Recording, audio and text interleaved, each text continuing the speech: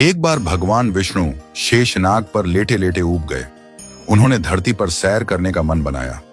जैसे ही विष्णु जी यात्रा की तैयारी में जुटे, देवी लक्ष्मी ने उनसे पूछा, प्रभु, आप इतनी सुबह सुबह कहां चल दिए? विष्णु जी बोले, प्रिय, मैं धरती लोक पर घूमने जा रहा हूं। लक्ष्मी जी ने कहा, प्रभु, क्या मैं भी आपके साथ चल सकती हूं? विष्णु जी बोले, एक शर्त पर तुम मेरे साथ चल सकती हो। धरती पर पहुंचकर उत्तर दिशा की ओर बिल्कुल मत देखना। लक्ष्मी जी ने वचन दिया। सुबह सुबह मां लक्ष्मी और भगवान विष्णु धरती पर आ पहुंचे। सूर्य देवता निकल ही रहे थे। चारों ओर हरियाली ही हरियाली थी। मां लक्ष्मी मंत्रमुग्ध होकर धरती को देख रही थीं और चारों ओर देखते हुए कब उत्तर दिशा की ओर देख लिया, उन्हें पता ही नहीं चला। उत्तर दिशा में उन्हें एक आकर्षक बगीचा नजर आया, जहां बहुत ही सुंदर फूल खिले थे। मां लक्ष्मी बिना कुछ सोचे समझे उस बगीचे की ओर चल दी और वहां से एक सुंदर फूल तोड़ लाईं।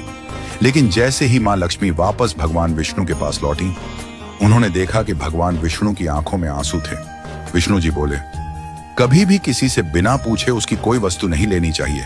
तुमने उस माली के बगीचे से बिना पूछे फूल तोड़ा, ये चोरी के समान है और तुमने अपना वादा भी भंग किया।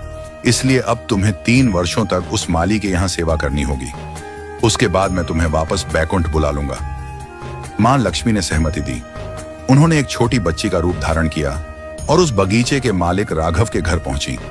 घर क्या, एक झोपड़ी थी। राघव की पत्नी, 2 बेटे और 3 बेटियां थीं। किसी तरह उनका गुजारा चलता था।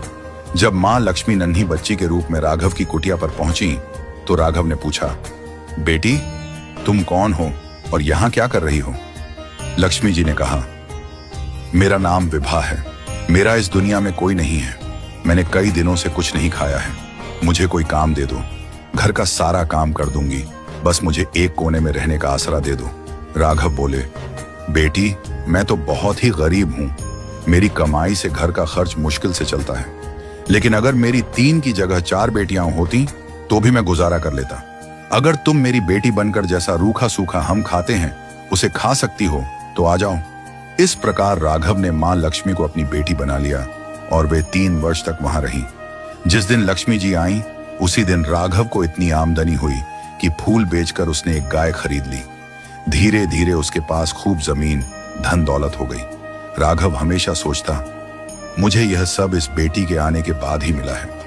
एक दिन जब राघव खेत से लौटा तो उसने देखा कि उसकी बेटी के स्थान पर एक दिव्य देवी खड़ी है, आभूषणों से सजी, तेजस्वी रूप में।